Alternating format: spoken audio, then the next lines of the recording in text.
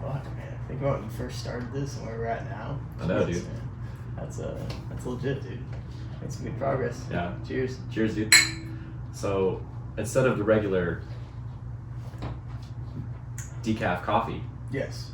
you have water. Although you already drank your tea, I drink my tea. Yeah. and I've got some tea here, pomegranate white tea from Trader Joe's. It's Shout really out. good. Fire. Yeah, it's really good. I actually I dipped a graham cracker in mine while I was drinking it. I saw you And it was doing really, that. It was really fucking good. And then the graham cracker broke off, and I had to like chug the rest of it so I could get that graham cracker while it's still kind of crunchy. Yeah, I feel you. Yeah. Damn, I want a graham cracker real bad. Give me a snaggy one. No, dude, I can't. I'm fasting. Oh yeah. Don't do that. That would be a good idea. Been eating like garbage. Not like terrible, but Right. like Bad enough. bad Like enough. if you're eating out and shit, yeah. Yeah. That makes sense. You know, like Yeah, we were. There was a thing I said today, and I think I kind of wanted to cover some of that on the podcast. But like, processed food equals processed thoughts. You know. Yeah. Yeah, and I feel like that's true. You know. Yeah, man. Well, because when I was texting you today, I was like, Yeah. I don't feel like I'm not able to get deep enough into my mind to like fully absorb the benefits of meditation. Right. You know, Right. and I've just felt like maybe if I like clear out my system, clear out my head, Yeah. start fresh, you know, Yeah. and I'll have a little more Like clarity. clarity. Yeah, clarity is a good word. Yeah. Well, I think like part of that is you probably know more about this than I do, but like the gut biome, you know, and I mean I think it's literally proven that like when you eat unhealthy, when you eat shitty food, like you have shittier thoughts and it's harder for you to think clearly and shit like that, you know. Yeah, Yeah. I don't know a whole lot about it, but 100% it affects what you eat affects what you think. Yes. So, Yeah. you know, like I had pizza the other day. I haven't had pizza in quite a while. I ate a whole pizza. Oh shit. Alright, hold on. What kind of pizza was it? Dude, it was Domino's pizza. Okay, yeah. I could eat a whole Domino's pizza. Yeah. Though, Yeah, Yeah. and I mean, you're for sure full afterwards, but like. nah, dude, because I got like I also in addition to the pizza, they had like a buy multiple things for Yeah. $5.99. So Yeah, I got like yeah. this, like a brookie, like brownie cookie, Oh my half and God. half thing. And you you know, destroyed that afterwards? I didn't eat all of it, but I had Yeah. it. It was like already cut into cubes. Yeah, So I had like yeah. a few cubes of it, you know. And I was like, man, pizza's like a trigger food for me, bro. Like I can't Yeah. just eat one slice. Right, Like if I right. get Yeah. pizza, Yeah. I'm gonna eat a fuck ton of Yeah, pizza. yeah. And, I'm like, the same way, man. it's not good. It's like 7 or 8 slices later, and I'm just like, fuck, I should Yeah. not have gone. And then, you know, you really do feel super shitty afterwards. Yeah, you know? man. I noticed that. I noticed like today for dinner, I had a chicken breast, rice, and avocado. Like white rice, chicken breast, avocado, a little bit of sriracha on top. So like, that's pretty healthy, you know. Yeah. And then right afterwards, I had a protein bar, but it's like processed food, you know. And like I felt fine after dinner. Then I ate the protein bar, and my stomach felt like bloated as fuck, and like I was just farting constantly. It was terrible, man. I just felt like shit, you know. Yeah. And you I just like realize protein bars. They're good, yeah. Um, They're not good for you, you know. I don't eat them a whole lot. Like I have like the Cliff bars. Those you are know, good. They're like those are good. they're not like protein bars, but they're like Energy Cliff bars. energy bars, you Yeah, know, yeah. and like Good amount of carbohydrates and then the fiber. And yeah, stuff I like get that. those. Like I'll buy like a box from Walmart, you know, Yeah. as like a snack. Right. Yeah, I bought pure protein bars. The ones from Target, like they're called Pure Protein, and they're good. But like, Oh yeah, they sell those at Costco too. Yeah, they I do. think. Yeah. And so like they have 20 to 21 grams of protein, I think, and 90 calories per bar, which is good. Mm-hmm. But I'm curious, like, because they say like 1 gram of sugar, and the things are pretty fucking sweet, you know. So I always wonder, like, these things with low sugar, like, obviously there's sugar substitutes in there and additives that make these things sweet, and I just wonder, like, I obviously know what sugar looks like, but like, what does sucralose look like, you know? And what do all these fucking additives look like? Like, I get that, like, it's supposed to be healthier because it has lower sugar, but is it really healthier for you because it's low sugar? I mean, are these sucralose and all these additives like better than sugar? I don't know. I don't either. Yeah, and like that's what I think. Like my logical mind's like, oh, 1 gram of sugar, that's fucking solid. That's how they get you. That's how they get you. Yeah, they reel you in, and then you buy these bars with 1 gram of sugar, and then it's got all these fucking additives and like chemicals you can't pronounce, and then you eat one and you feel like garbage, and it's like, fuck, this is not how people are supposed to feel after they eat. You know? I mean, all the. But food, if you're eating like garbage all the time, and then you eat one of those, you're probably like, oh, I feel pretty good. Oh yeah, you for know? sure, absolutely, yeah. If So- you're eating trash constantly, yeah, Right. that's the opposite side of the spectrum, you know. Yeah. But I overall eat pretty healthy, so I think I notice when like I eat shitty stuff, which is not necessarily that shitty in the eyes of most people, but like it just fucks my stomach up, you know. Yeah. I think the more healthy you eat, the harder it is to eat shitty, you know. Yeah. Well, so one thing I know about the gut biome is like you can go into these loops where like that's why fasting is good. So like if you're eating like not the best, Right. your body is going to continually like more and more crave that same type of food, Right. and it doesn't just go away. Right. So Yeah. the best thing to do, or one of the best things to do, is to fast, Okay. so that you clear all that shit out. Right. Right. And then when you That eat makes again, sense, yeah. you like, start with a juice, like Yeah. fresh juice in the morning, and then, a smoothie, Right. and get back on the healthy train. And then you're not going to have those urges Right. for Right. these, Like that response system, that yeah, feedback loop yeah, that like tells you, sugary, oh, sugar, it's the same thing, like with drug addiction, Right. like Right. if you're doing it regularly, Yeah. and then you don't have it for a little bit, you're like, fuck, I want that, Right. But Right. if you can go like a significant amount of time without it, those Yeah. urges decrease and become less intense. Right. You get to the withdrawal period. And, And it's the same with with food. Yeah. and the same with like when I stopped drinking caffeine, like I was Yeah. like I had a gnarly headache, and I Yeah. was like, whoa, Yeah. this sucks, where's the coffee at? Right. And I was Right. just like, tough it out. Yeah. Well, I've seen videos on YouTube of people that will like they're trying to eat healthy. This is the most fucking bizarre thing in the world, but they're trying to eat healthy, so like they will sniff a hamburger and then take a bite of a Brussels sprout. I've seen it. It's like those TLC shows, like the shows where it's like My 600-Pound Life and shit like that. Like I caught one of those, and I'm pretty sure that's where I saw some of this, and then I saw a few on YouTube as well. And this lady, like she had the hardest time eating, like not even like healthy at all. Like she couldn't stand anything with vegetables, like spinach, Brussels sprouts, anything, nothing. Okay. And even like drinks, like drinking water for her was disgusting. So she would have to sniff a cup of soda and then chug a glass of water and then sniff the soda again. Because like her body's response system needed to feel like it was drinking soda. Bro, you are so far down the wrong path at that point. Yeah. I know somebody that we both know. Right. I'll tell you who it is after. I Yeah. want to shout him out here, but yeah. he won't eat vegetables at all. Jesus. Nothing, not even lettuce. He won't. Like Subway sandwich, fucking meat. Like Jesus, dude. any like burger anywhere, like It's gotta be cheese so and bad barbecue for you. sauce, Yeah, like it's no gotta be so vegetables bad for ever, you. Oh my anything. God.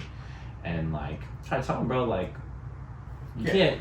This is not sustainable. Right. Like Right. Yeah. you're never gonna feel any better than you feel right now, Right. ever. Right. Yeah, you're gonna if you feel like sluggish and tired, whoever this person is, it's like you're going to continue feeling that way because you do not have proper adequate nutrition in your body. You know, period.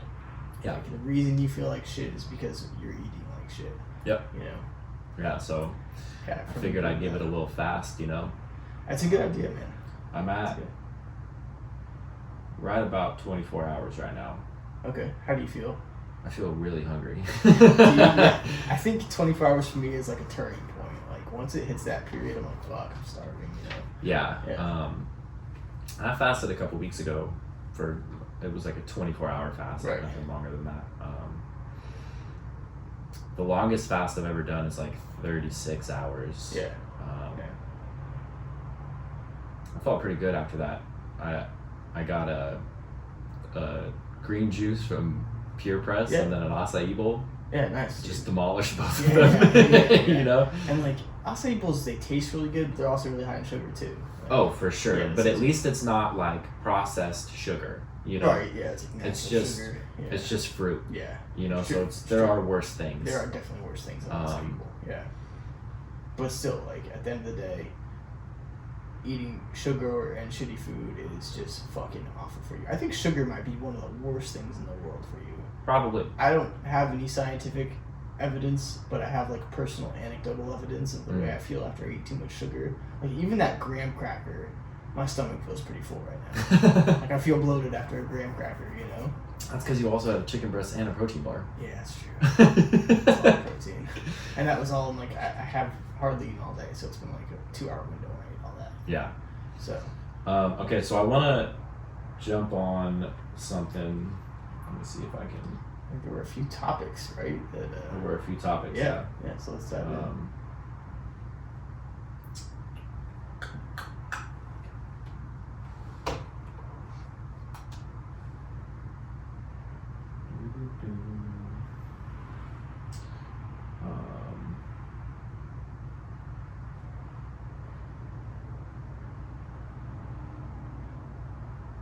I'm not used to doing Instagram on the computer. It's hard to find shit that I need. Oh, is that what you're looking for right now? To see the topics? Yeah. Yeah. Because you posted something a few days ago about like a poll. You wanted people to chime in on the things that. Yeah. I'm trying to look at. We need a Jamie here. Jamie, pull that up. Yeah. I've just never. I think I've used Instagram on a computer like twice in my life. Okay, so I can remember, I believe, maybe not the exact wording, but first question was, do you believe that the drug addiction you experienced, this is the question asked to me, do you believe that the drug addiction you experienced was a result of nature, nurture, both, or neither?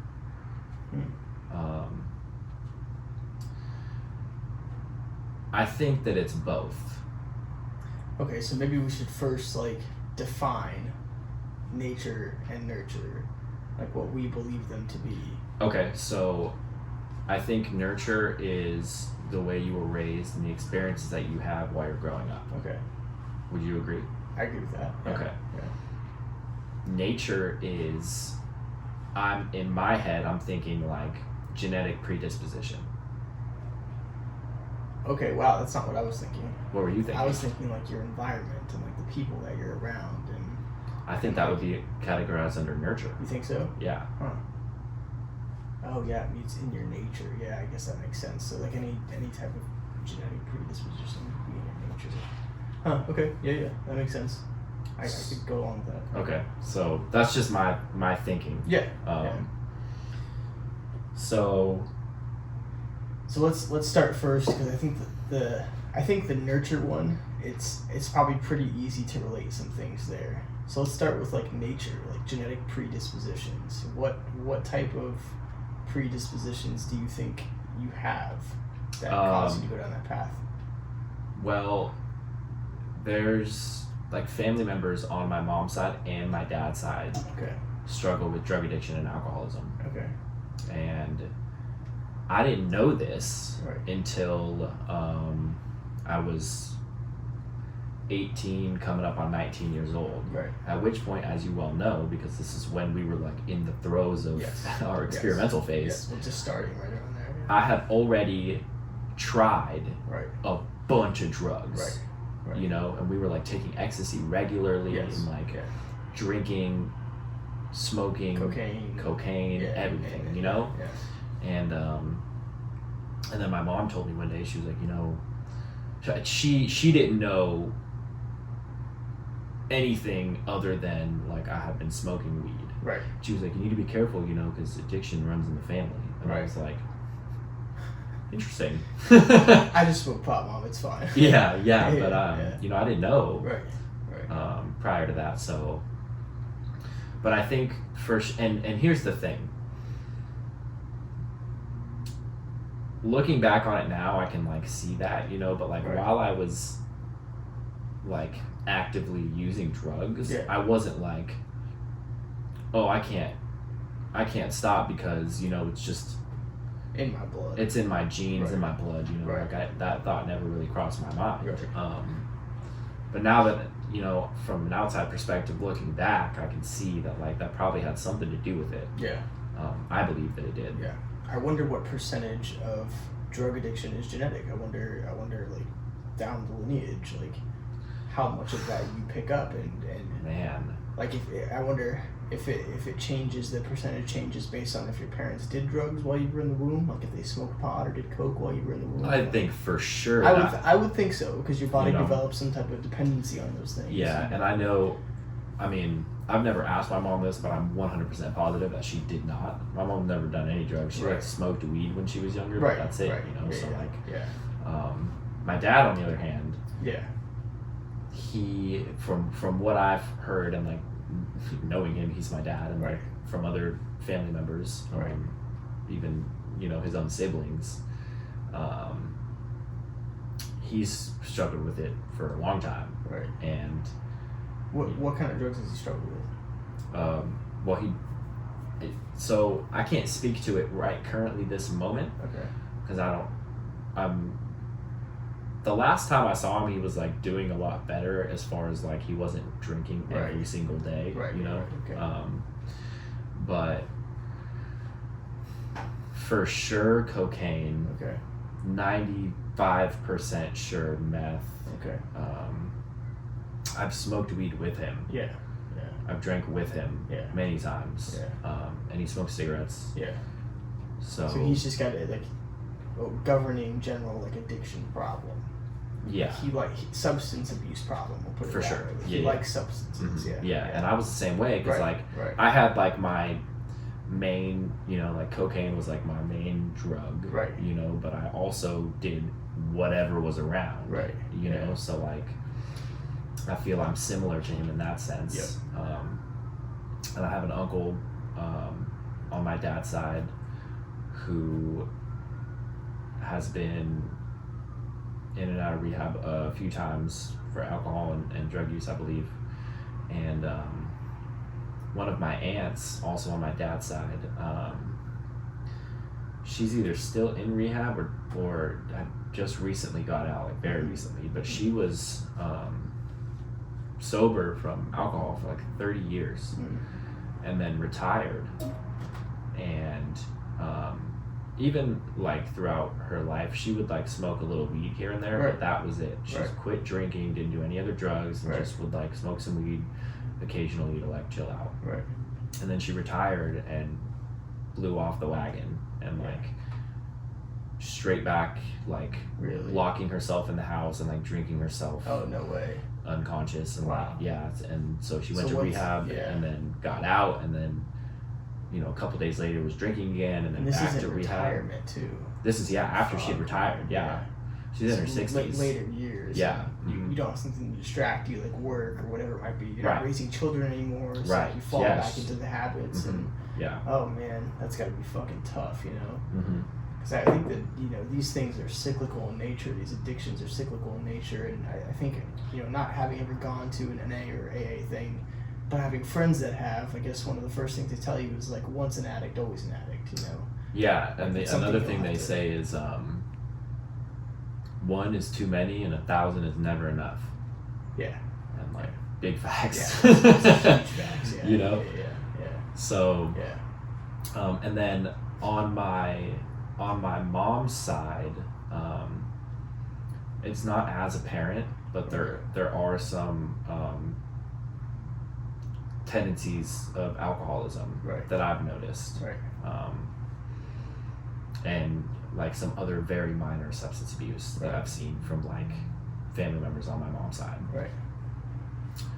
So I believe, you know, it's heavily skewed towards my dad's side of the family, but it also a little bit from my mom's side. Right. And it's weird because neither of my brothers have a problem with alcohol or drugs. Huh. It was just you. Just me. Yeah. Yeah. So it's weird how that stuff happens, you know. It is strange. Did they ever try any drugs to your knowledge? My little brother smoked weed. Okay. My older brother hasn't done anything ever. I don't believe. Right. I don't think he drank until he was 21. Oh wow. Yeah. Oh, good for him, man. Yeah. My little brother's drank and smoked, I think, a few times. I think he's 22 now, so we can legally do it. Yeah, but he's like, he can like have a couple beers and like that's it. You know. He doesn't have a couple beers and be like, where the fuck is the cocaine? Right. Yeah. So I believe those are the factors for like nature that play in for me. Right. Okay. Now, I mean that those are all very interesting points, and I think that even some of the things you mentioned are also part of nurture. Mm-hmm. I think part of the fact that your family members did these things is obviously a genetic flow down to you in some way, but also growing up knowing these things. And I didn't know these things though. Okay. I didn't know. So when did you find out? I found out about all this like later on in life. I was like 18, almost 19 years old when I found out that like this stuff ran in my family. Got it. So I didn't know. Okay. And I just, like I had seen, like when I was like growing up, like the adults drink, but like not anything like wild and crazy, just like you go to like a little family reunion, like people are packing some beers. Like, right. Well, that's pretty standard. I mean, that's what I'm saying. So like I wasn't exposed to severe drug abuse. And, Yeah. So. Right. So now like the nurture side of things. So, okay, so we covered the fact that like you weren't directly exposed to alcohol or substance or drug abuse when you were a kid. So what about your environment? What about the nurture do you think led to that? So this is where it gets a little tricky. Yeah. Because I was, like more and more placed around it and like immersed myself in it. Right. But by your own admission. Yeah. Right. So I think that the nature like got it going. Right. And then the nurture was like me throwing myself into it and surrounding myself with people who were in that type of environment. Right. And then that's when it like flared up and got really bad. Yeah. And maybe part of the nurture as well aspect is that like obviously the issues from the past that you hadn't dealt with that you didn't know you were carrying with you, this was a way out of those. Right. It was an alleviation from those burdens and those guilt and those fears and all that stuff.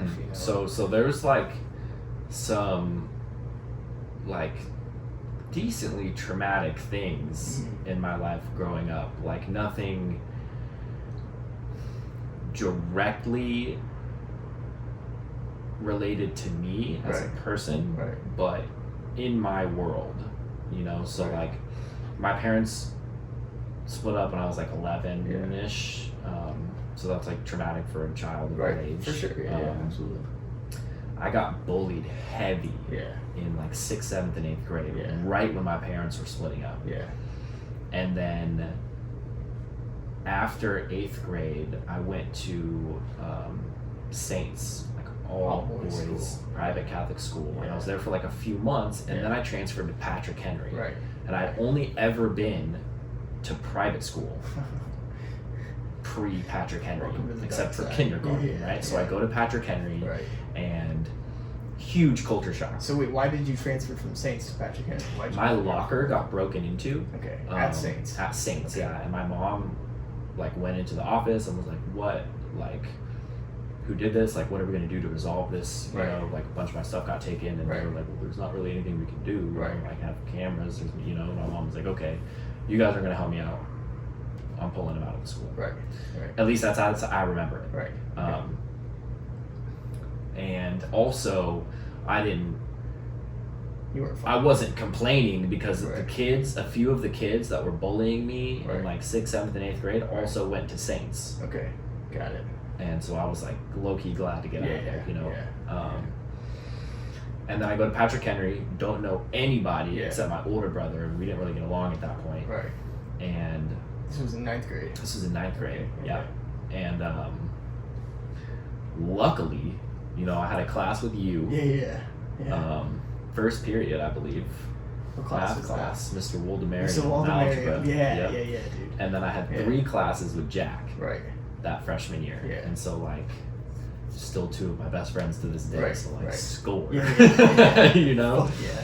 But so I go to Patrick Henry and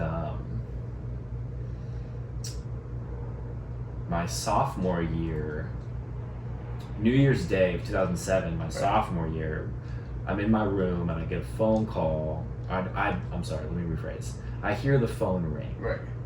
our house phone, Right. and my mom answers the phone, and I just hear this blood-curdling scream. Yeah. And I like run out and she's like collapsed on the kitchen floor. Yeah. And my Uncle John, my mom's brother, Right. they just had found his body. He had been stabbed and murdered. Jesus. New Year's Day of 2007 in Illinois, where he lived. Holy shit.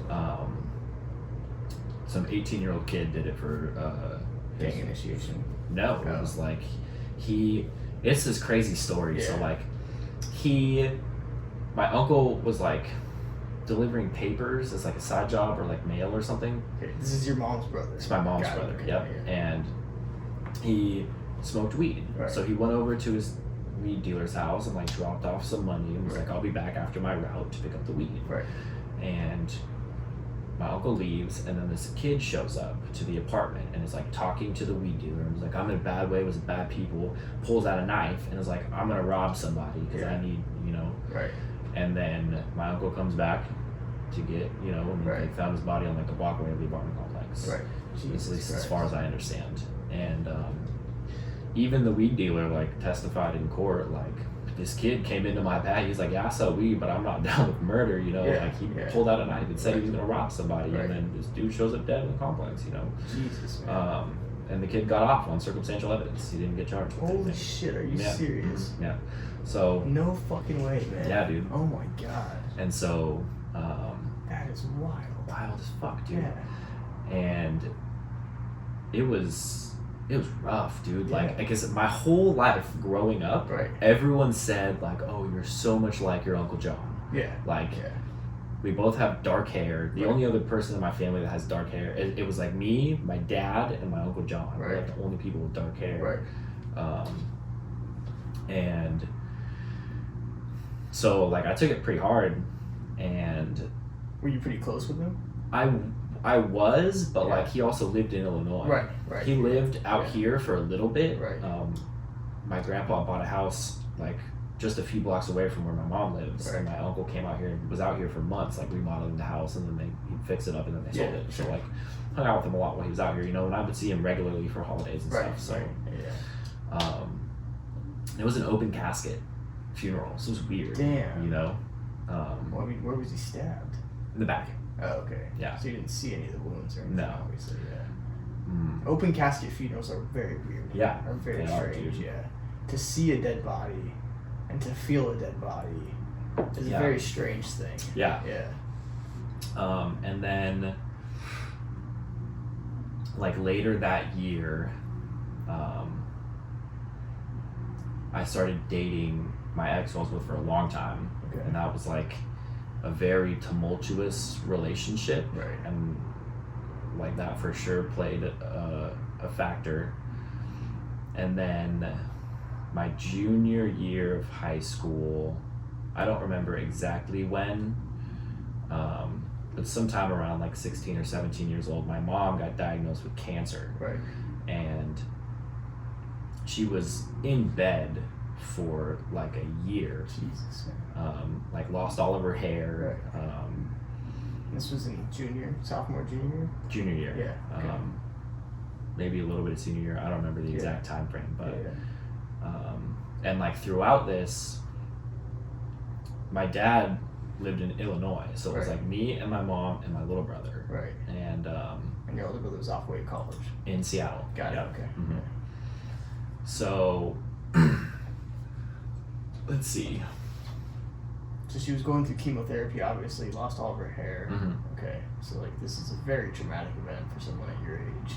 Yeah, because I didn't. For both you and your little brother. You know, and so how like old was your little brother at this point? He's 6 years younger than me, so he was probably like 10 or 11 years old. Yeah. We had like family friends bring over food and like casseroles and macaroni and cheese plates and stuff like that. You know, my mom couldn't cook, and that's kind of like where I learned to cook, because I didn't really know how to cook, but I well, if you learn to, you know, start cooking some chicken and rice. Self-sufficient. Yeah. Fuck yeah. And then senior year of high school, nothing really like significant happened, except that I broke up with the girl that I was dating. Okay. And so you guys dated the entire high school career? No, actually, we started dating like the beginning of junior of high school. Oh, okay. So like, but pretty much like the whole second half of high school. Yeah. And this was like your first love. Mm-hmm. Yeah. Yeah. Like that high school crush. Yeah. That one's the deepest, man. That one's hard. You know? Yeah. That one's hard.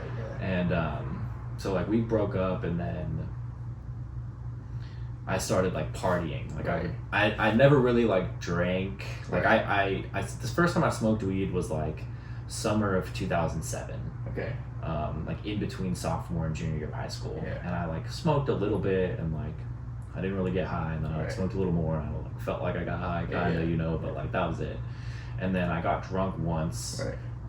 Jack and I split a bottle of Jack Daniels and got fucking hammered, and like it was rough, dude. And like I didn't really drink, you know, like I wasn't not really about it, you know. And like my girlfriend at the time had gotten previously expelled from our high school and allowed to come back for like selling speed pills like Adderall and Ritalin and some shit. And so her dad was like super strict, like would breathalyze her whenever we came home. So like I was like, oh, like I'm not gonna even risk it. You know, whatever, no big deal. And so senior of high school, like towards the end of senior year, I started partying and like drinking regularly on the weekends. And our friend Gabe, his mom had a prescription for Oxycontin and was giving them to one of our other friends' older brother. Okay. And then he was selling them to me. That was why I went over to their house one day and like, oh, you want to try this? And it was Jack. And I figured. So like the first drug I ever did after smoking weed was snorting Oxycontin. Jesus. And like not even just popping the pill. No, bro, we crushed them up and snorted them. Yeah, dude. And that's like, a leap. Yeah, that's a big leap. And I started doing it like regularly. And then I ended up going to like Gabe's mom, and I was like, you're giving these to him for free, and he's selling them to me. Can I just get them from you? You know? And she was like, sure. She was like, sure. $1 a pill. They sold for $25 a pill. I got them for $1 a pill. Discount. Huge discount. Call it a bargain. I sell one, get my money back, and then do the rest. You know? Exactly. And that's a trip. Yeah, dude. And then so that's like the beginning of the drug selling, the beginning of the drug doing. That's like the catalyst for it. My 18th birthday, we had like a little at the house across the street from my mom's house, our friend's house. Went over there on my 18th birthday and got cocaine. Like I asked, where can I get some cocaine? You know, like the like parents will be like, there's always that one friend that like influences all the other friends. That was me. Like I was like the one that was like looking for it. And so that was the first time I did cocaine, and then, you know, shortly after did ecstasy for the first time. Right. And there wasn't anything else really traumatic except for the fact that like that girl I was dating in high school, we got back together. Right. She didn't like drugs at all. Right. And so I had like this double life. Right. Where like she had no idea what I was doing. Jesus, man. And like there were a couple times towards the end there where like I would go to her apartment to hang out. This is like when we were older, you know, Right. in our like early 20s, mid 20s, but I would like go to her apartment and be like, oh, I'm gonna go to the bathroom real quick, and like go in the bathroom and like take a bag of cocaine out of my sock and like rail some in the bathroom Jesus. and go back out She and like never hang caught out. on to that. No, Yeah, dude. that's crazy. I That's mean, she fucking probably knew, Yeah. but like, Maybe just in denial, like didn't want to admit it. Or, yeah, something. But Yeah. nothing else really significant happened that I can recall until 2015. This was January 13th, I think. Yeah. My cousin Ryan, my mom's brother's son. Okay, so the dad that got stabbed.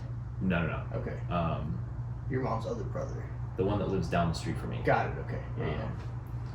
So my mom's one of 6 kids. Right. Oh wow. Okay. Yeah. That's a So lot. she has 1 sister. Right. And now 3 brothers. Right. So my uncle that lives down the street from me is like my godfather, like Yeah. super close with him. His son, from his first marriage, he was older than me. He was, you know, I don't know, 5 years older than me. Right. January 2015, he shot himself. Wow. And he was living out of state. I hadn't seen him in a while, you know. Right. But fuck, man, I remember like walking. I found out and I walked down the street. My uncle lives 5 houses down. Yeah. And I like walked down there and like, oh man, it was rough. Was it? You know. Yeah. And I was like super upset. And I hung out there for a little bit, and then I left and like went out with some friends to go get hammered and like do some blow. Mhm. And I was at somebody's house, like sitting outside by myself, smoking a cigarette and like crying.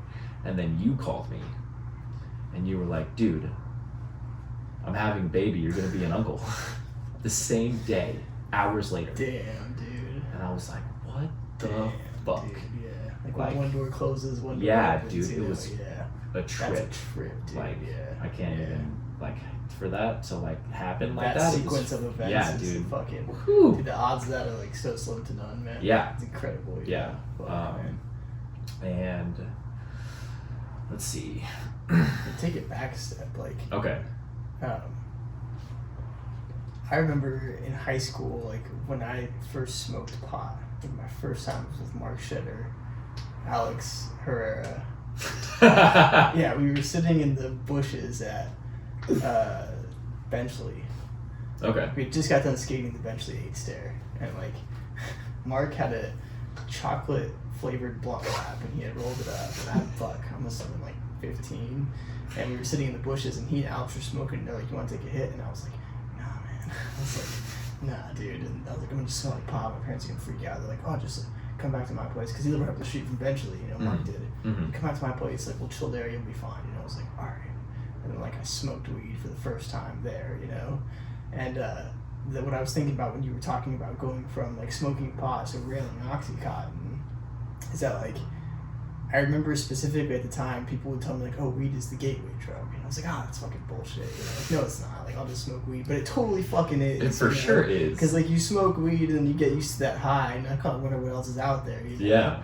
And then like you dive into other things, you're like, oh, like this high feels different than this high. Mm-hmm. So like, what does this high feel like? Right. What does this high feel like? You Mhm. know. So then you just go down this like fucking path, and Yeah. that's kind of what I was thinking as you were telling me. It's like over time, it jumps from one thing to the next, Yeah. and it becomes progressively worse until it just snowballs into this massive thing where next thing you know, you're fucking fishing for weed on the carpet of your car floor at 2 in the Rolling morning, balls rolling on balls on ecstasy. ecstasy. Yeah. Yeah.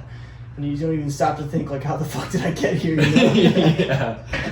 Yeah, man. Yeah, it's wild, dude. Yeah, Yeah. I like vividly remember that. Yeah. There's a few events from that time, from like when you and I were heavy into drugs, that like I vividly remember. Mm-hmm. You know, some events that like really stick out. You know. Do you remember this time we took these ecstasy pills, and they were called Red Devils, and we walked from my house all the way to like, we were just like cruising along in San Carlos, and like walked all the way down to the church, Our Lady of Grace, across the street from Taco Bell. And we were like at a church, and we like went up on the steps because it started raining. Right. And you were like, dude, we gotta get the fuck out of here. Yeah. Like, I started panicking. Yeah. Freaking out, then, thinking that like demons were coming out of the sidewalk. Yeah, and I remember like just sitting, there's that bridge that goes across Navajo, like where you get on the 125. And I remember sitting there in a ball like crying under that bridge just because I was panicked. And I don't know, man, I remember that fucking vividly for sure. You know, that time, the time that we were taking mushrooms at Tuxedo Park and I was hiding in the bushes, I remember that time vividly. Doing acid, I remember like that entire thing. Yeah. That was a pivotal moment. Like, because you didn't like acid. I didn't do any drugs after that. Yeah. I didn't touch a drug after we did acid. Like I might have dabbled in a little bit of cocaine after that and smoked pot, but like that was the end of my exploration with drugs. Acid was the thing that sent me in the opposite direction. Yeah. It was like I didn't do ecstasy after that at all. Like that was it, dude. Yeah. The next day I had this total existential crisis, and I just fucking was like, what am I doing? You know? Yeah. I couldn't help but like, I don't know, the crazy shit that happened while we were on acid just mentally was enough to be like, okay, it's time to change, you know? Yeah. I gotta figure some shit out here because this is not a good path, you know? Yeah. So yeah, that was fucking pretty much the end of that, dude. I liked acid. I never did it again, but I had like an opposite reaction to it. Yeah. I was like, dude, this is dope as fuck. I think if I did it now, I'd be much better off. I think I could, if I was like, let's say you got an Airbnb in the woods or a cabin somewhere, let's say Big Bear, you know? Yeah. And did acid, I think I would be fine, you know, because I would know what to expect. Yeah. I would know how long it's going to last. I would knowingly go into it, like this adventure. Right. And back then, well, fuck, we were 20, 21. Not even, bro. We were like 19. 19. Yeah, 19. And like I remember doing this because we were sitting at my mom's house on this website called Irowid. Yes. Looking up drugs and reading people's stories on acid. And I texted this kid that I had a class with at Grossmore College. And I was like, hey, can you get acid? He's like, yeah, I'm actually at my boy's house right now. Come through. Yeah. And we like got up and left. Yeah. Drove down there. It was like Tuesday afternoon, Tuesday evening. And like just on a whim. Right. Took a hit and a half each of like some super strong acid and we tripped balls for like 12 hours. It was a long time. I couldn't fall asleep till like 8 a.m. the next day. Yeah, we didn't even get home until like 4 a.m. Yeah. And then I had class the next day. Yeah, dude. And like, it's rough, to school. And the weirdest thing, like I was driving, I wasn't going to go home. I was just driving around my Mustang at the time. And I ran into like Sean, Jacob, like all skate friends. You know, they were going to a school to skate, and they're like, "You want to come with us?" And I was like, "Yeah, for sure. Like anything to be away from like this area of my house, you know." So we went to this high school in Kearney Mesa, and like they were all skating, and I had my skateboard with me, and I was just sitting on this like cement wall, just like thinking. And they're like, "Bro, like, are you all right?" And I was like, "Yeah, dude, I'm good. I'm fine." You know. They're like, "You don't fucking look good, man. You good?" And I was like, "Yeah, I'm good." And they're like, "What's up?" And I was like, "I did fucking acid last night, and I'm just like tripping out right now." You know, like I'm trying to think this shit through, and just give me some time. You know, I need to be away from people and things right now. But like, you guys keep doing you. Yeah. While I think this shit through. You know, and fuck, man, that was like a pivotal moment in my life in general. You know? I don't know what that did to me, but it fucked me up. But I think like now at this point in my life, you know, I want to go back and do these things. You know, I want to try acid again. No, maybe not a hit and a half, maybe like half a hit, you know, like half a tab, you know. Yeah. And mushrooms for sure. I want to do mushrooms again, absolutely, you know. Not ecstasy because I know ecstasy too well, you know. Yeah. Like I'm too familiar with it. I know how much I like it. Yeah. And I'm afraid that like if I do it again, it'll be like, oh shit, you know. That'll be the catalyst that takes me down the wormhole. But like, I definitely want to try acid and mushrooms more so for like spiritual purposes and like alleviating purposes. You know? Like, I really think it'll help, like, you know, resolve a lot of childhood trauma and kind of like set things straight. I'm taking the more holistic view of drugs these days, of those kinds of drugs these days, where it's like rather than like let's trip balls. Yeah, like they're beneficial for you if you use them right. They're beneficial for you, and they can do good things for you. You know. Yeah. I saw this post recently on Instagram of like a brain hanging from a stick, and like someone was hitting it with a I think it was like a tennis racket or like brushes or something, and there were like bugs falling out of it, and it was like, what happens when you take hallucinogens? And it was like, damn. And that's kind of how I feel about it now. You know, it's like I want to go back and try it now, where I'm at like a better place in life and a better state of mind, and for the sole purpose of fixing things and for the sole purpose of solving things. You know. Yeah. I mean, I think who was it, like Steve Jobs or Bill Gates? Like he was big into acid. You know. Damn. Like one of those guys. I wouldn't have expected back that. in his college days. I think it was Steve Jobs. Just a movie, and the movie about it, like it shows him like taking acid and laying in a field and shit. And it's like. Yeah, no, I don't think it's Steve Jobs. It might not be Steve Jobs. Because I the only reason I say that is because I literally watched that movie for the first time last night. Oh, okay.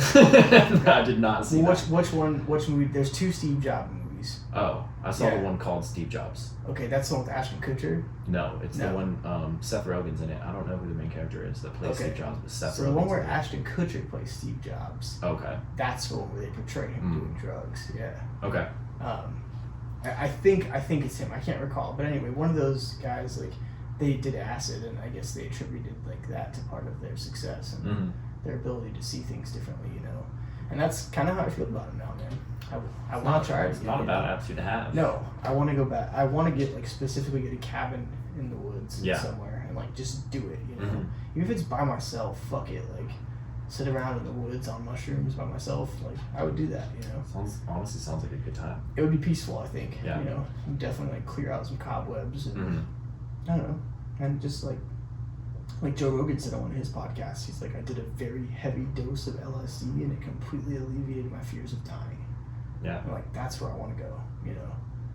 That's the trip I want to take. Pack your motherfucking bag. That's where I want to go, man. I want to go to a place where it's like, I see the other side, you know? Yeah. That's kind of where I want to go with it. That would be intense. It would be very intense, but I think it'd be worth it in the long run. Yeah. You know, I think so. All right, let me get back on track. Oh, shit, here. sorry, yeah. You're good. I kind of drifted. No worries. So, after my cousin had committed suicide, a few months later, I went to rehab for the first time I didn't want my girlfriend to break up with me. How deep into the drug thing were you at this point? Was it like all the time, cocaine, ecstasy, weed, like you had a lot of bad habits going on constantly or consistently? So, I started selling cocaine at 20 years old. And I sold for the majority of the time up until like March of 2017. So what is that?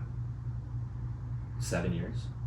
Okay. Almost 7 years. Yeah. Like periods of like not selling, but like the majority of the time. Right. But at that point, I was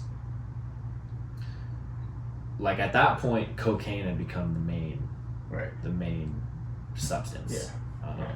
I would still do other things, but like that was top of the list. Yeah. And I went to rehab, like I told my mom and I told my girlfriend, who like had broken up with me, but then I was like, no, I'm gonna go to rehab. Right. You know, like. Right. Don't leave. Yeah. And this is the same girl from high school. Okay. Yeah. The long relationship at that point. Yeah. And so she obviously was like, okay, we'll give you another shot. For sure. Like her and my mom, like, and my little brother, like, came up to visit me in rehab in Orange County, and like, I was in there for 45 days, and I came out, and the next day was my birthday, and so I went with said girlfriend to the bar. And like had a couple beers, and I was like, as long as I'm not doing anything else and just drinking beer, I'm good. Right. You know? Yeah. And then like a week later, I owed somebody money. Right. And while I was in rehab, I was supposed to get out, go home, pack my stuff, and move to Hollywood. Because I had a friend that lived in Hollywood, Ty. Oh, yeah. And So I talked to my That mom. probably wouldn't have been the best move. Well, he ghosted me. Like, we had been talking regularly, and then a week before I got out, cut all contact. Oh, wow. And so I talked to my mom while I was in rehab, and I was like, Mom, I want to get out of San Diego. I want to get away from all these people. Right. Can you loan me some money? Yeah. And I got like $2,500 deposited into my bank account for when I was going to go to LA. Right. And then I never went. Yeah. The plan fell through last minute. Uh-huh. So I went home, and I was like, whew, tempting for somebody just out of rehab with like a couple $1,000s in the bank, you know, and I owed somebody money. Yeah. How much money? Like $400. Okay. So I went to this person's house. It was my supplier. Right. I went to this person's house and to drop off the money. Awful idea. Yeah. Week and a half out of rehab, something like that. And I was there. I gave him the money and I was chilling. And then Daniel walks in. And downhill from I feel there. like a lot of stories start with, and then Daniel walks in. Yeah, man. And purposely leaving out last names here. Yeah. But yeah. I ended up staying. Right. And doing a whole bunch of blow. I was up for like a couple days, you know, and you know, week and a half out of rehab. Mm-hmm, yeah, and then like a couple months later, I got kicked out of my mom's house. Went to go stay with my dad, who I hadn't talked to in like almost a year. Right. And he was sleeping on a friend's couch. Okay. In a living room. Yeah. And I started sleeping on the other couch in the living room. And that's fucking wild, man. Yeah, and like shortly after that, and here's.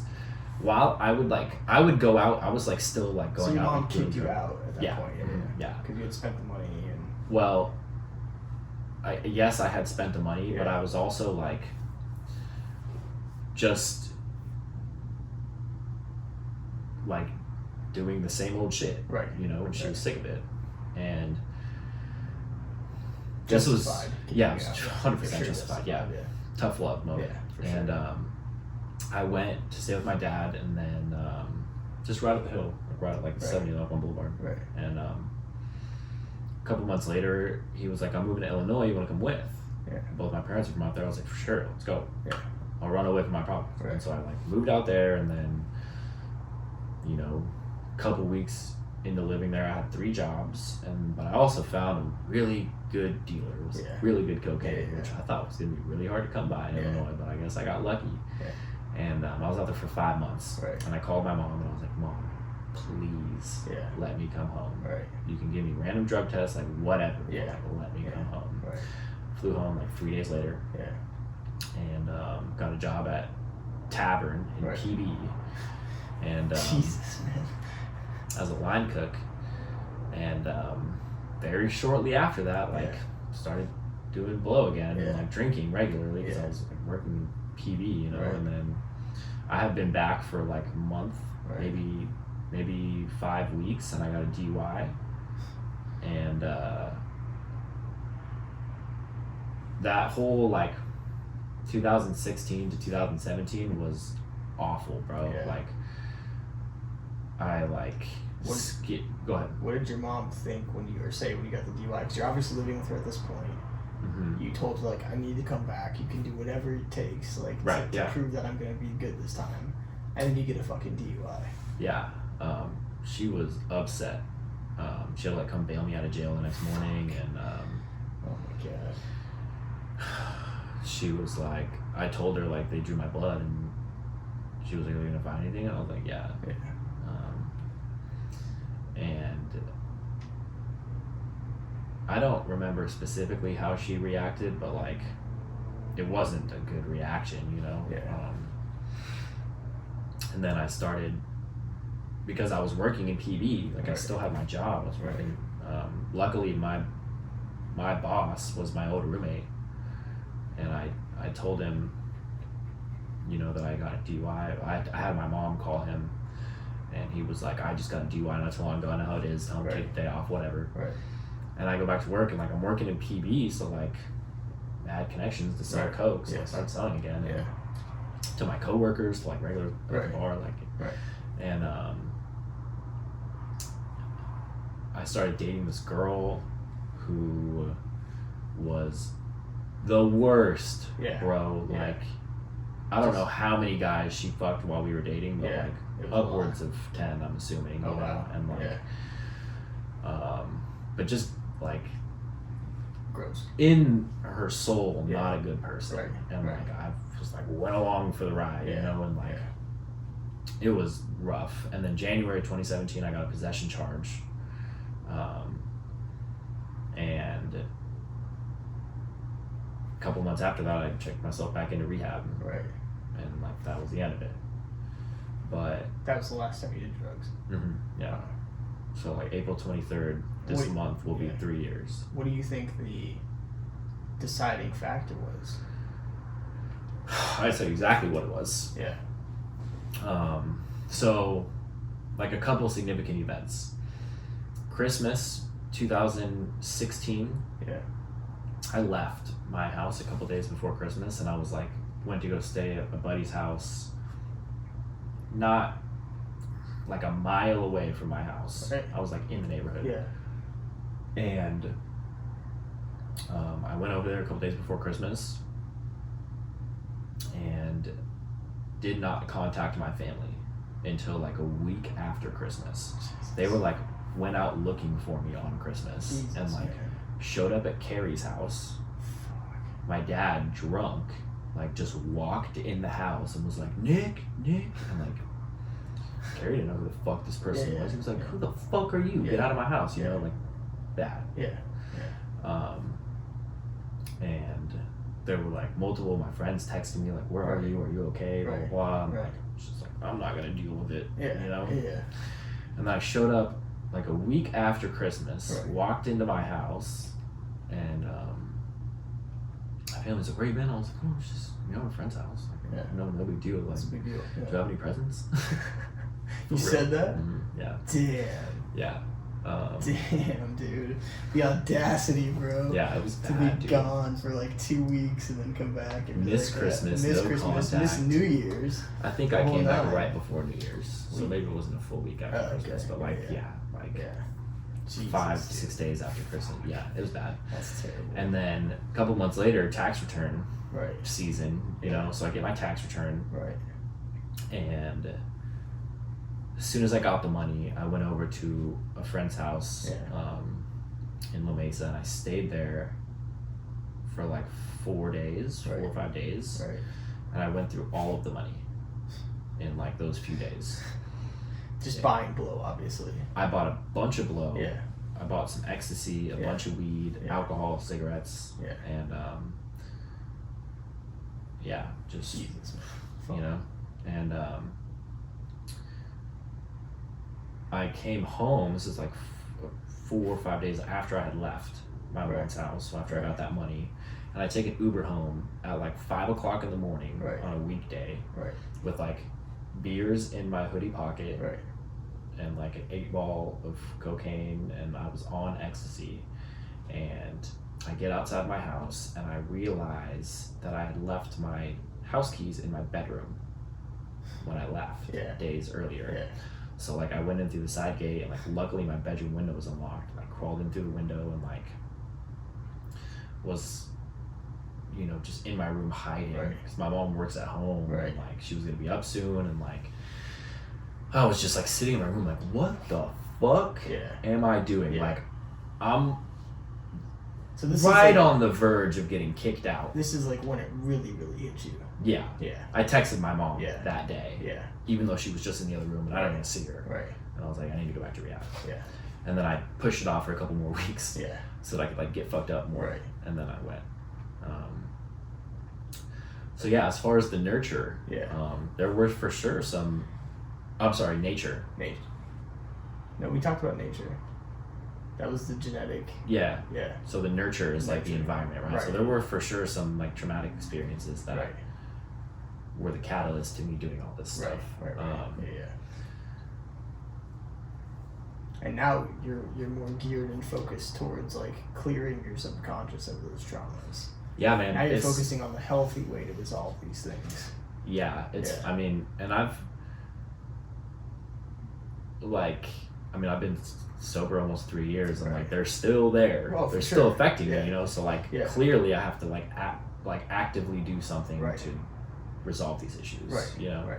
But it's pushing you in the right direction this time. It's pushing you in the direction of like self-healing and Yeah. validation And, and all that. Yeah. I haven't had like I'll still have like dreams every once in a while like doing drugs, Right. and like occasionally I'll be like, oh man, Yeah. you know, but Yeah. nothing. Like if someone were to like line out a line of coke in front of you right now, No, you wouldn't do it. no, I've been around it since I Okay. I actually got some Yeah. after I got out of rehab this Yeah. last time, and Yeah. somebody asked me for some, like to get them some. Yeah. So I called somebody. I was like still middlemaning Xanax Right, for right. people after I Yeah, got out of rehab, and I called this dude, went to go get it. The guy that wanted it only wanted a gram. Right. I asked the dealer for 1.5 grams, Right. and like just split it down the middle Yeah. and gave the other person like a little less than a gram. Yeah. I had a little less than a gram. I took Right. it home, and I knew I'd had an interview at Costco. I knew that I didn't have a drug test for like 2 weeks, and I had the house to myself for 2 Right. days. Right. And I was like, I dumped it on a notepad in my room and like chopped it all up, and I stared at it, and I was Yeah. like, I could 100% do this and get away with it, and Yeah. nobody would know. Right. And I sat staring at it in dead silence for like almost an hour. Yeah. Just staring Yeah. at it, you know. Yeah. And I got up and like dumped it down the kitchen sink. Damn. And that was That's powerful, man. yeah, dude. That That's was powerful. the last. Something was telling you like, don't do this. Yeah. Yeah. Yeah. Yeah.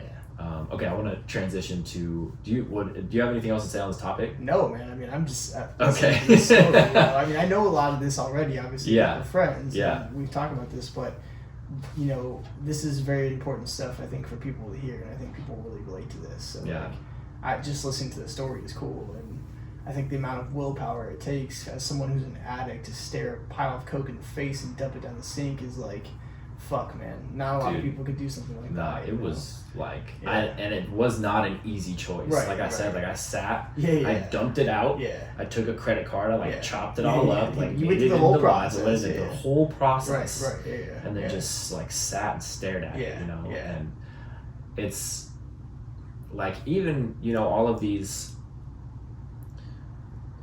like traumatizing events that happened, and the fact that like addiction runs in my family, Yep. I guarantee that there's a lot of people that will use these reasons as justification for drinking and doing drugs. Right. Yeah. I did. I just never said them out loud. Right. But like Right. that was for sure my reason. Like I've gone through all this shit. Like Yeah, I yeah. was like trying to escape Yeah. these Yeah, issues. yeah. And the funny thing is, man, is like, no matter how fucking fast or how far you run, you will never get away. Dude, from I'm those halfway things. across the country. That's bro. what I'm saying. And You can go anywhere. You They're can gonna- bro. you can acquire anything. You can Mhm. all the things that people think will solve their problems are not what's going to solve. No, your problem, dude. There's nothing. you know? There's no outside circumstance that's gonna make you stop. No. And that's why I And, posted like, on my Instagram yeah. recently. If you will continually chase outside sources for your problems, for fixes for your problems, if you don't look internally. If you Yeah. stop and say, what's wrong with me? Why do I feel this way?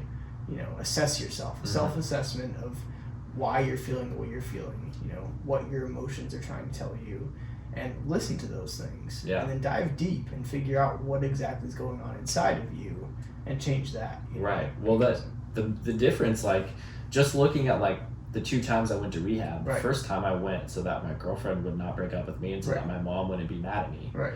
That did not work Right. at all. Like, I Right. was not ready Right. to stop. Right. Yeah.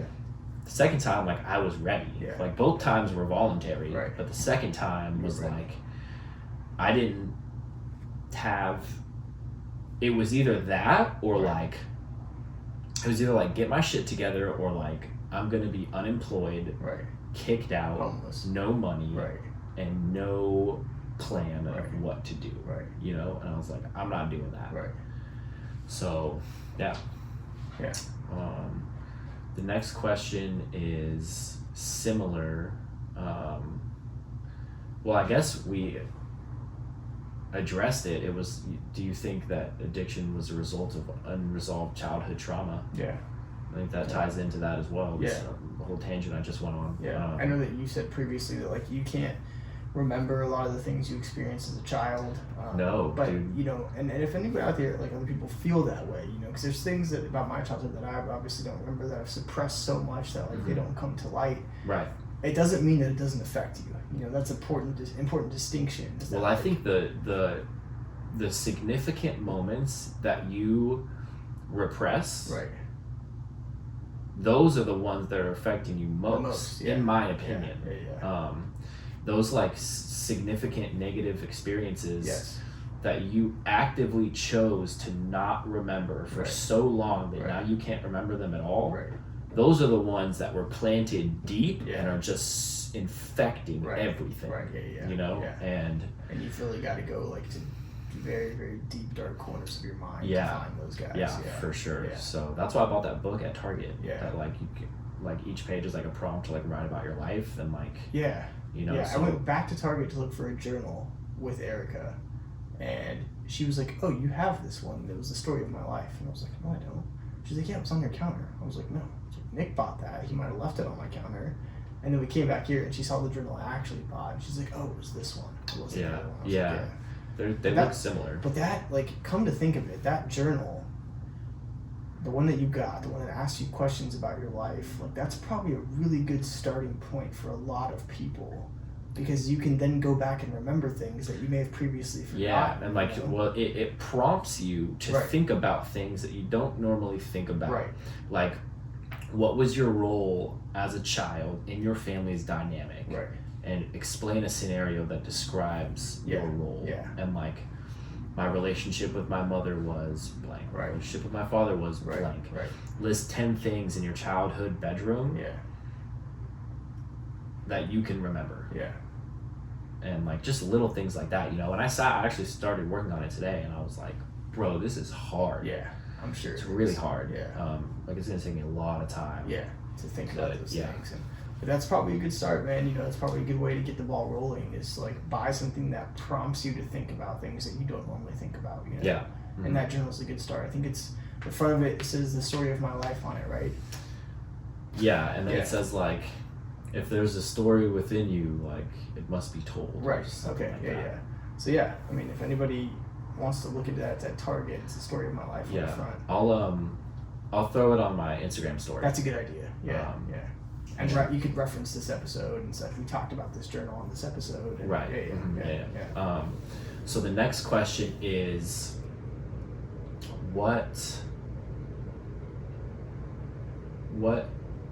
strategies do you or your guests use to overcome negative thought patterns and negative experiences?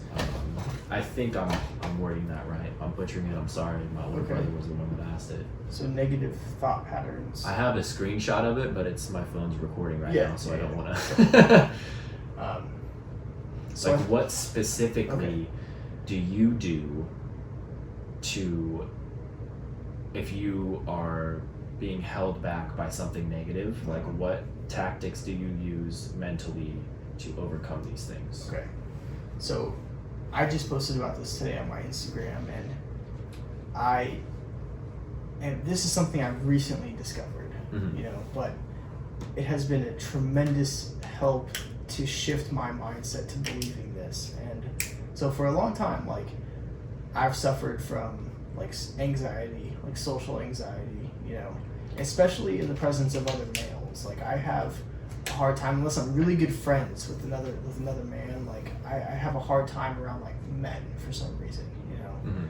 And well, I've figured out why now through meditation and stuff. But so I think where I'm going with this is that I started to learn to listen to myself, you know.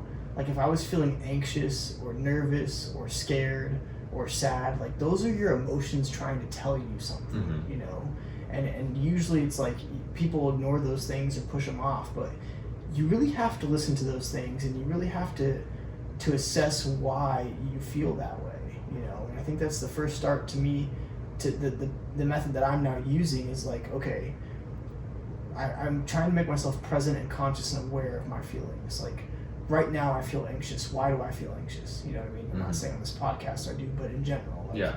I'll assess that. I'll pick it out and be, okay, like I'm having a negative response to this environment for some reason. And Why is that? Why is that? You know, that my body and my mind are trying to tell me something right now. You know, it's not that this is just a happenstance or coincidence. Like, I wasn't feeling this way 10 minutes ago, so now why am I feeling this way? You know, I'm a firm believer now that, like, your emotions talk to you. You know, you need to listen to them. And if you're feeling whatever, the gamut, whatever, like, you feel of emotions, that's your body responding to your environment, whether it be external or internal environment. It's your body responding to it, and one of the best things you can do is to assess that. One of the best things you can do is to ask why and to probe, and to, rather than fall into that feeling and let it get worse and get deeper, because that's what will happen inevitably if you don't solve it. You will continue to feel that feeling, and it will only get worse and get deeper.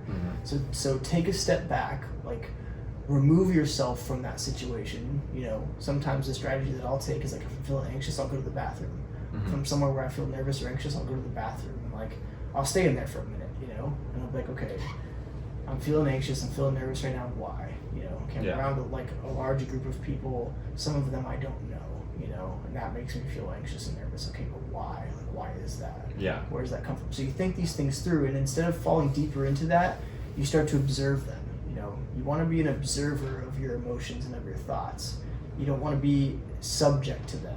You want them to be objects to you, you know, so that you can manipulate them and you can better understand them and observe them from the outside. Right. So I think to answer that question, at least in part, a good and important step is to look at yourself from the outside, look at your thoughts from the outside.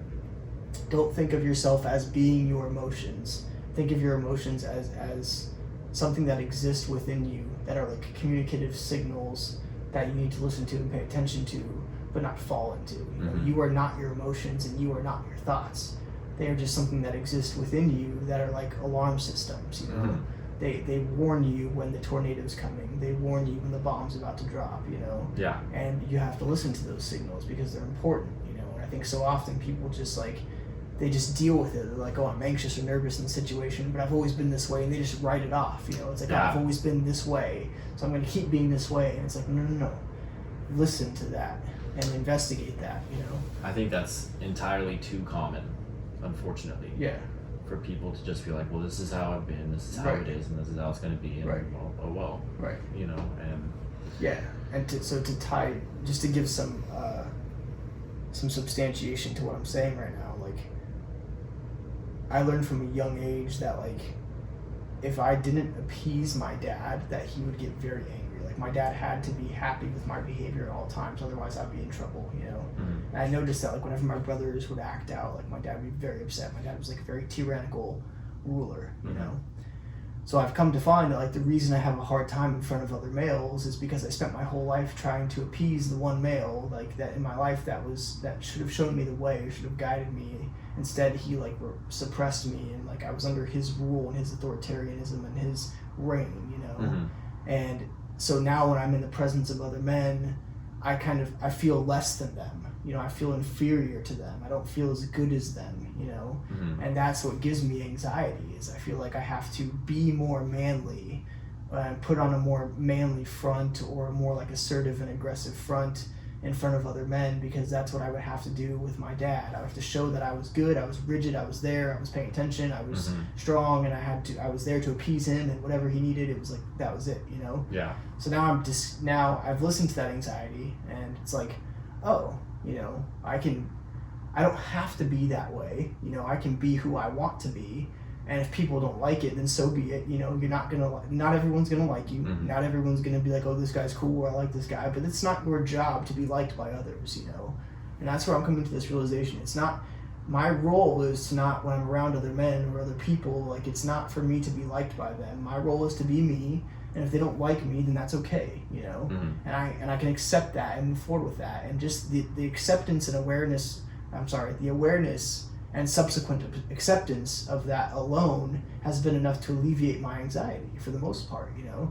I notice myself not getting as anxious and not getting as nervous in front of other men now, because I'm, like, coming to terms with the fact that I can be me, and I'm not there to appease anyone. I'm there to act and behave as I want to act and behave, you know? And that I'm not, like, this person doesn't have any role over me or any hand over me, any reign over me at all. It's like, I'm an individual and I'm myself, and this is me. If you don't like it, fuck off, you know? So, to like roundabout on that into like a clear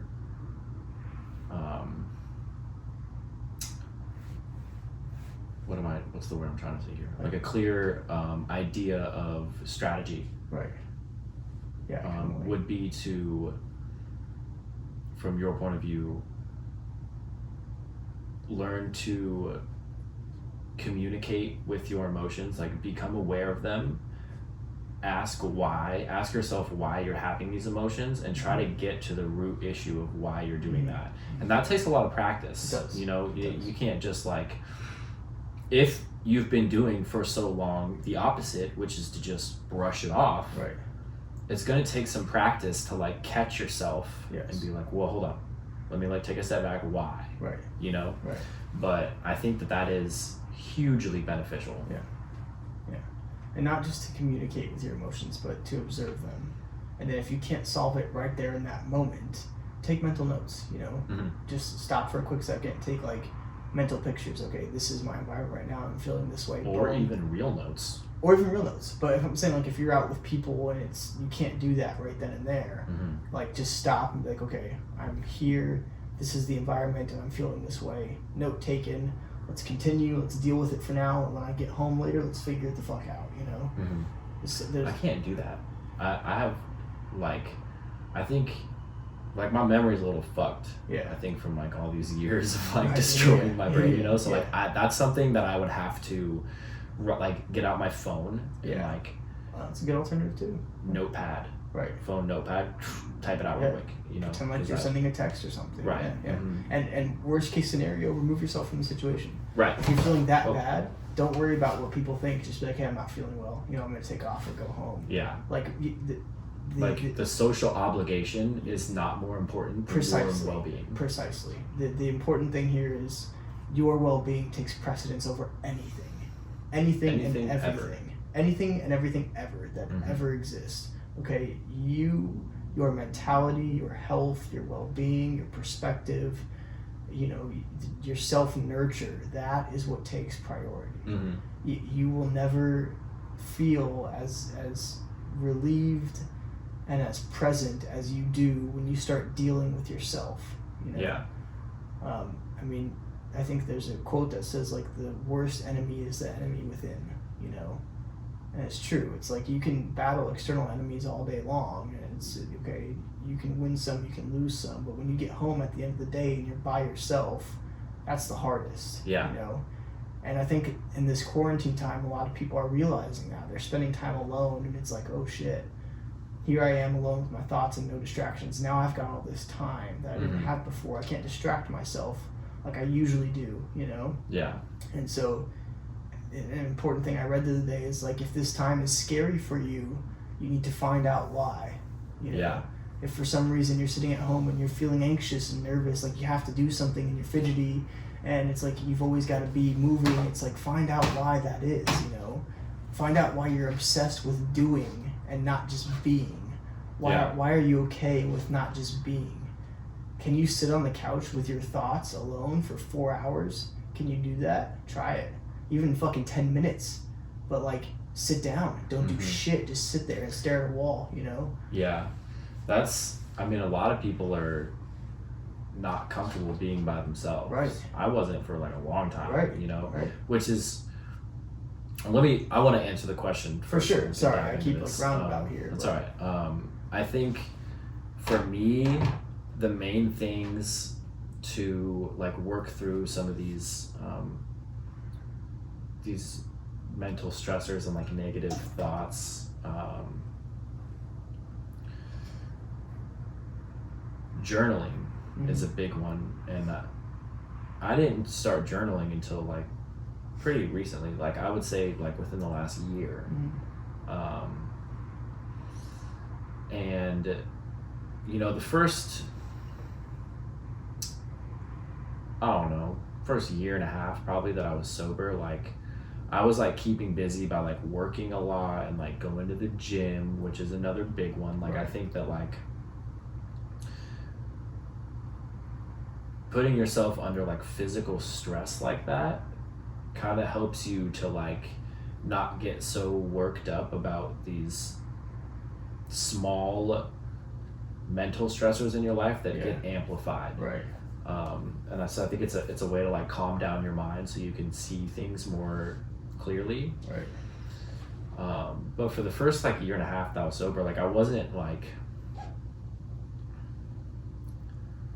really actively trying to resolve my issues. Right. I was just trying to not do drugs. Right. Yeah. Now, I would say like for sure the top two things are journaling and meditation. Mm-hmm. And like you said, learning to be okay being alone with your thoughts. Like take an hour, a full hour, turn off the TV, put your phone on airplane mode, and sit. And just be. Yeah. And don't do. Yeah. Just exist. Yeah. Exactly. And let the thoughts flow, man, and like and observe how that makes you feel. Yeah. And then it's from there, just start asking questions, you know. Yeah. Those would be the big ones for me. Just like journaling, meditating, and being alone with your thoughts, not necessarily in a state of meditation. Right. But you know, go for a walk. Right. And don't bring anything with you. Right. And just be alone. Right. And learn, like, listen to what your emotions are telling you and like what your thoughts are, and like take inventory of these things and try to sort through them. And like you said, like you are not your thoughts and you are not your emotions. These things, unless you allow them to, cannot control you. With the exception of like if somebody has some sort of like mental illness or emotional disorder, right? But like a chemical imbalance in the brain, then it's something. But other than that, like there is no reason, unless you allow it to. There's no reason for your emotions and thoughts to dictate your life. I entirely agree. And I think that, you know, it's so much harder, it's so much easier to say that than it is to apply it, you know? 100%. Being someone who has allowed for all of my life for my emotions and thoughts to control me constantly, you know, like I was fueled by my emotions and thoughts, and to some extent still am, and I'm working through it currently. I can tell you that you will make leaps and bounds of improvements just by having the awareness and just by the ability to observe your thoughts and emotions. Just doing that to start is a great starting point, and that will put you so many spaces ahead. It will put you so much farther ahead if you can just sit back and ask why and look internally from the outside, you know? 100%. I mean, the moment you finally realize that, like, I don't have to feel this way. I don't have to feel anxious. I don't have to feel scared. I don't have to feel nervous. These are not things that I'm required to feel. They are things that I do feel on occasion, and when I do feel them, I, as a person, am responsible for understanding, mitigating, and negating the impacts and effects of these things. I am responsible for taking ownership of my thoughts and emotions and learning how to control them and learning how to not be subject to them. You know? And again, just by starting and looking inside and looking at your thoughts and emotions is a great place to start. You know? I agree. So I'm gonna check and make sure that my phone battery's not super low. Yeah, for sure. Yeah. Because it was low before we started. Yeah, no worries.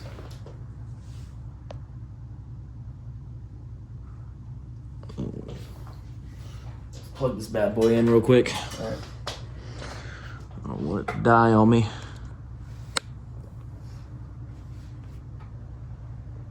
Cool. Okay.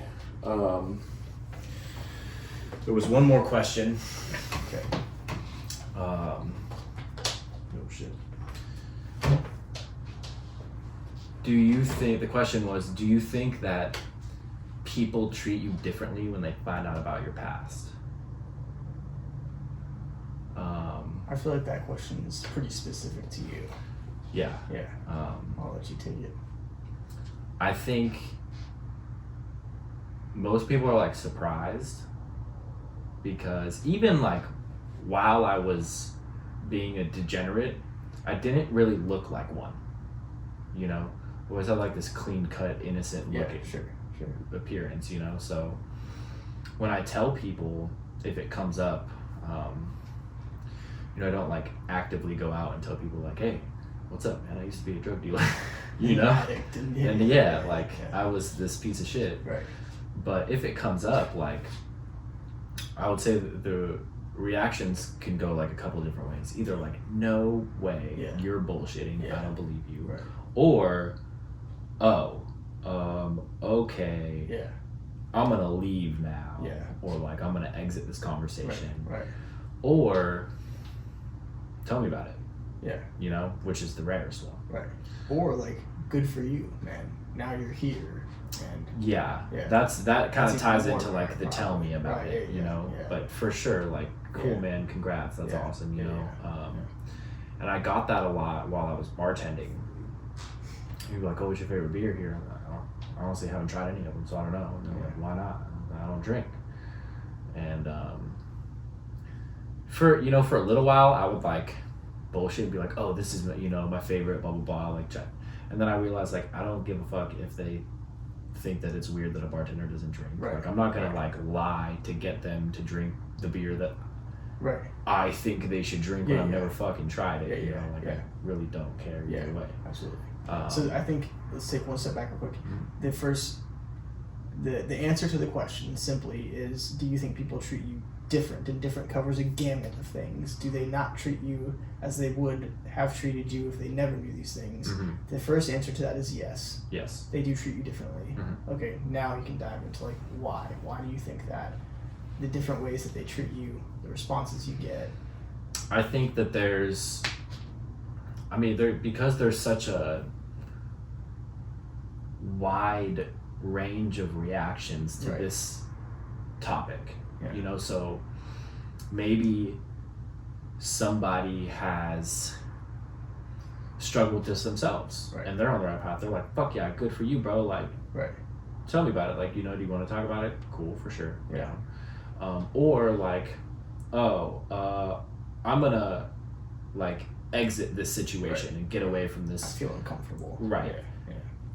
That is either, in my experience and in my opinion, somebody who is not educated on the subject at all, or has had something happen in their life significantly related to addiction, like maybe their parent is an addict, or their kid is an addict, or their boyfriend or girlfriend was an addict and did some fucked up things to them. They have like very negative. Yes, exactly.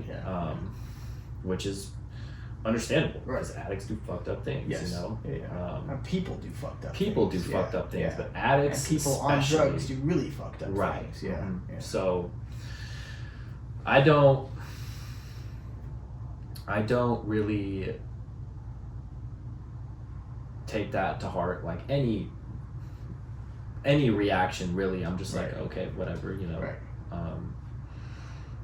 But I've never really hid this part of myself. Like when I was actively in it, I would hide it from the people that I didn't want to know. But now that I'm not in it, like I don't really care. Like I talk about it pretty openly on this podcast and like with the people in my life that know me, you know, on a deep level. So like it's not a big deal. And if you want to like judge me off some shit that I did years ago, cool. So be it. I don't need that type of stuff in my life anyways. If you try to so there will be another reaction, which is like, oh, like how long has it been? do you think you would ever do drugs again? Like, do you want to do drugs? Yeah.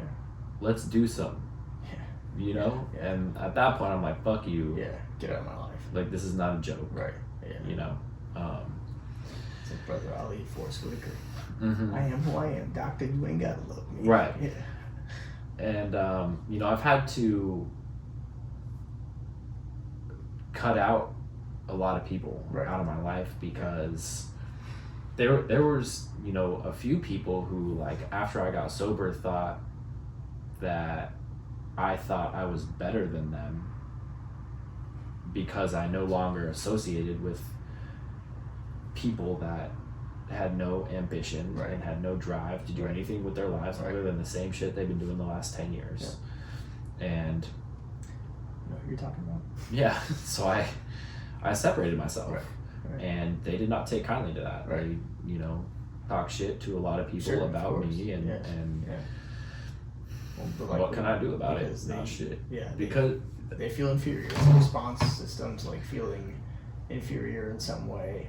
Or as if you believe you are superior.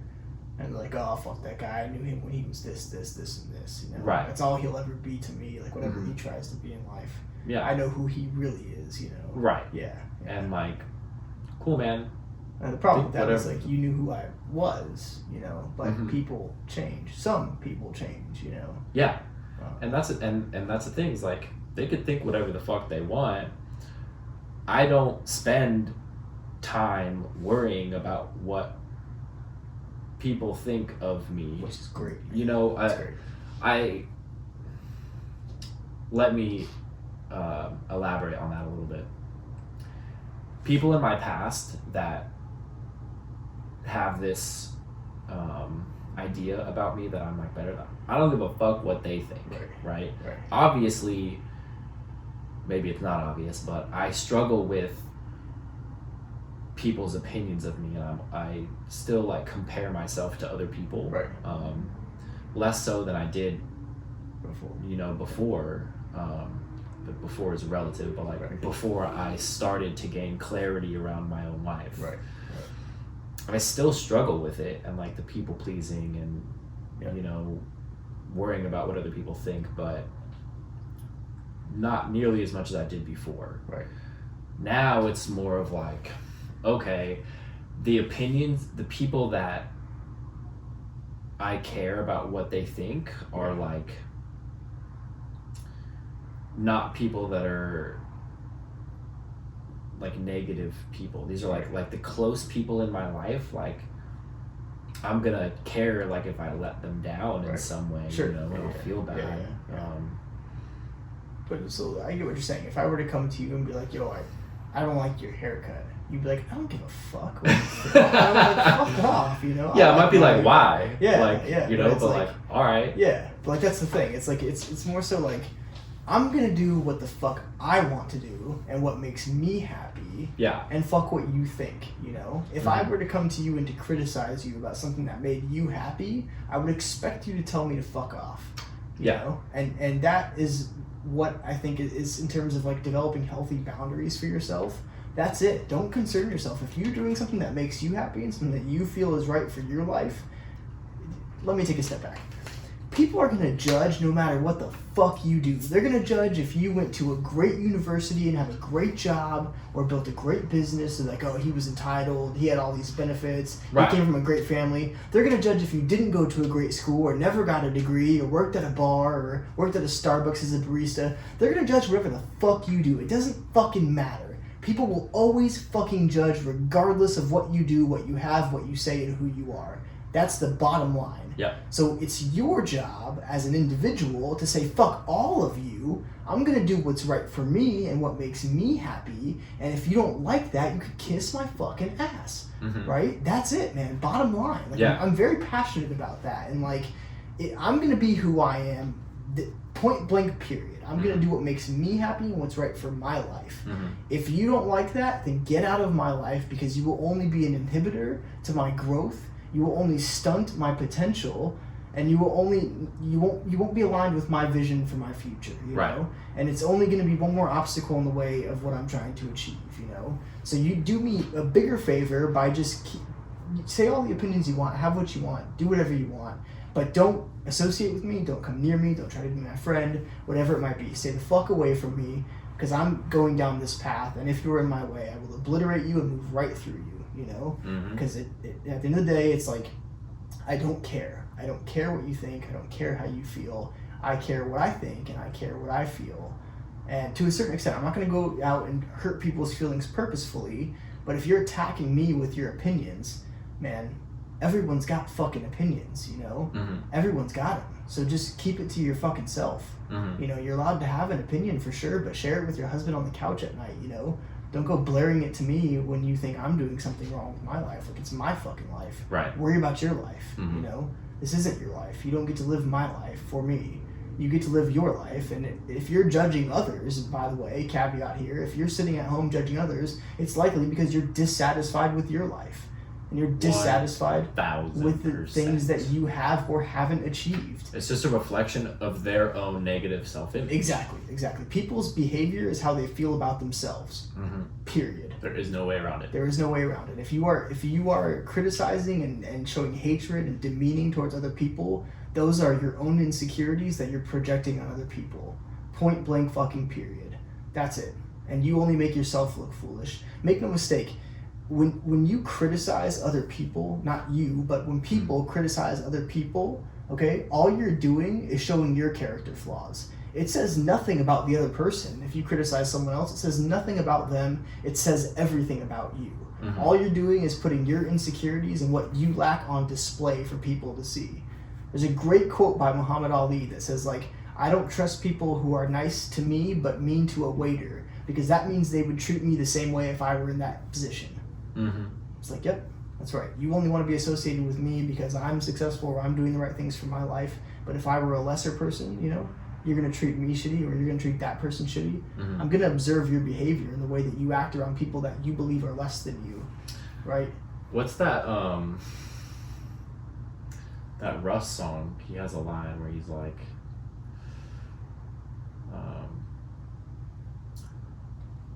you only come around once the deposit hits. Yeah, right. That's what I have problems with. That's what I have problems like with. Yeah, exactly. And it's true, man. It's true, you know.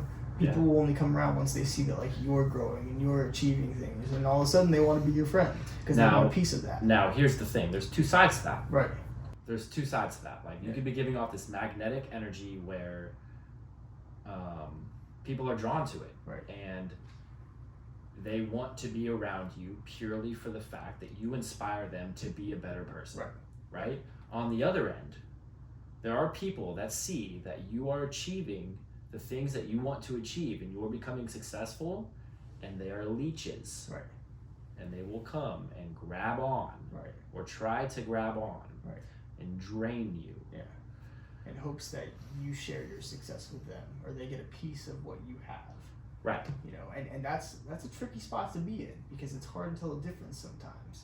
Yeah. It's very challenging. I mean, and this is even if you're not this, like, successful person. Like, right. Even if people will try to take advantage of you. Right. There are people who will try to take advantage of anybody if they think that they can get something out of it. Right, exactly. Even, like, especially, like, as when I was, like, selling drugs. Right. Bro. Yeah. Everyone. Yeah. Not everyone, but a large majority of people would try to get something for free. Oh, absolutely. Or get the hookup, or like, they let me want just to be get the a best little buddy, bit. friend. Yeah, I hey, mean, bro. shit, I'm guilty of that, you know. Like, I think a lot of us are, you know. Yeah, it's like, right. So that's the thing is, like, you could be, I think for sure at least once in your life you're gonna be on both sides of that. Oh, of course, yeah. And if you know what it's like to be taken advantage of, right, I find it less likely that you're gonna go take advantage of somebody else. Exactly. Unless you're very spiteful. Yes. Yeah. And again, it comes down to, like, your own character and how you feel about yourself and how you react to the world around you. Yeah. But in any case, like, I think you're spot on with that, and I think that one of the ways to combat that is just constantly question people's intentions, you know? Yeah. Observe the people that are around you. Why are they there? Who are they? What are they doing? And what are they bringing into your life, you know, Mm-hmm. because likely the people that want you to succeed, the people that are there for good, are also going to try to bring something for a value to you, because they want to see it. They want you to see them as beneficial. They want to be around you because you have magnetic energy.